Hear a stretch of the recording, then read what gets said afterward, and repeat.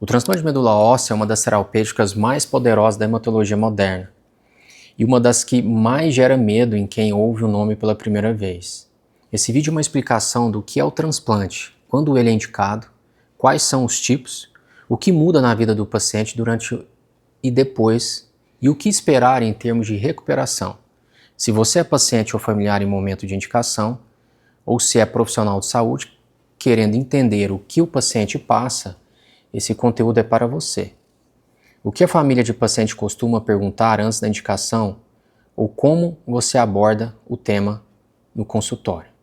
O transplante de células-troncos hematopoéticas é um tratamento em que células formadoras do sangue são infundidas depois de um regime de preparação.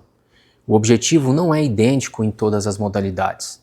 No transplante autólogo, as próprias células do paciente permitem a recuperação da produção sanguínea depois da terapia em altas doses. No caso do alogênico, as células de um doador também reconstituem a medula e podem produzir um efeito imunológico contra a doença. Essas células-tronco são as progenitoras de todas as células do sangue: glóbulos vermelhos, glóbulos brancos, plaquetas. Quando a medula óssea do paciente não está mais produzindo essas células de forma adequada, ou quando está produzindo células com defeito, como uma leucemia, por exemplo, o transplante pode ser a alternativa.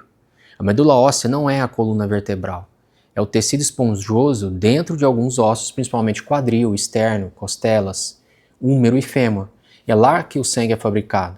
Quando esse tecido precisa ser substituído, o transplante então é a opção, é a modalidade que usamos.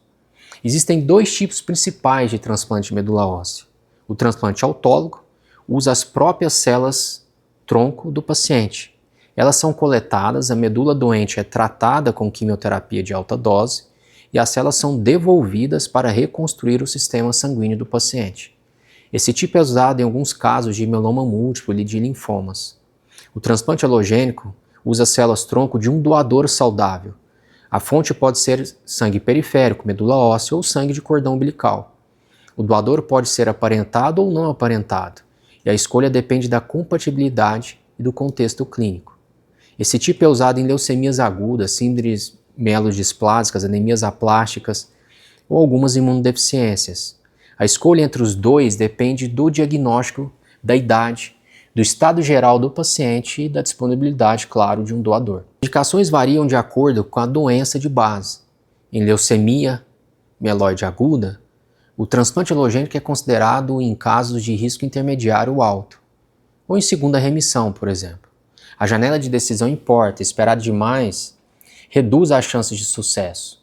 Em leucemia linfóide aguda, segue lógica parecida, com peso maior para casos com fatores de mau prognóstico. Em mieloma múltiplo, o transplante autólogo continua sendo parte importante do tratamento para pacientes clinicamente elegíveis à terapia em altas doses.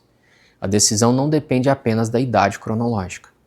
Em linfoma de Hodgkin, em alguns linfomas não Hodgkin, em síndrome mielodisplásica de alto risco, em anemias aplásticas graves, em algumas hemoglobinopatias, o transplante também é uma opção considerada. Cada caso carrega sua indicação específica, e a janela terapêutica também importa.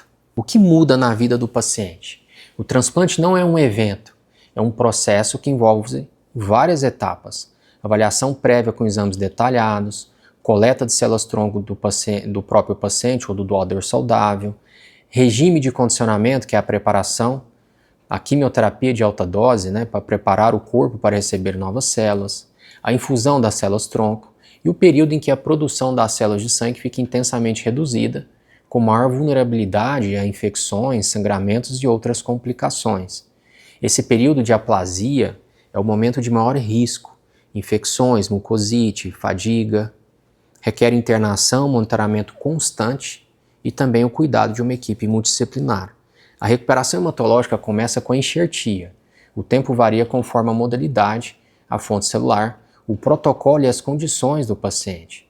Em muitos casos, os primeiros sinais aparecem entre a segunda e a quarta semana, mas não existe um prazo universal.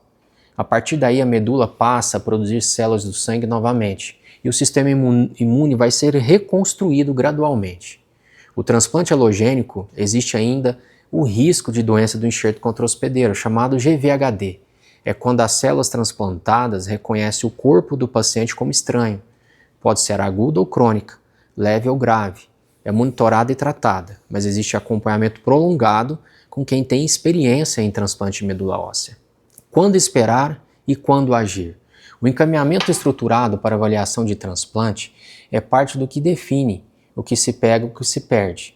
Terapias avançadas mudaram o cenário em algumas indicações. CAR-T, linfoma, leucemia e mieloma múltiplo é hoje uma alternativa bastante concreta para casos específicos.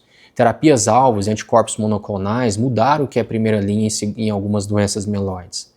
Mas o transplante continua sendo uma das pedras angulares da hematologia desses pacientes com doenças complexas, e a janela de elegibilidade se forma em momentos específicos da jornada do paciente.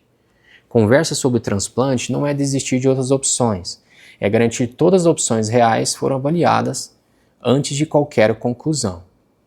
Por isso, se você está em momento de indicação de transplante ou conhece alguém que está, a avaliação por hematologista com experiência e formação em transplante de medula óssea é o primeiro passo. Converse com seu médico assistente sobre essa possibilidade. Se você é profissional de saúde, acompanhar a fronteira de terapia celular e transplante é parte do trabalho atualizado. A referência completa está na descrição. Obrigado por chegar até aqui.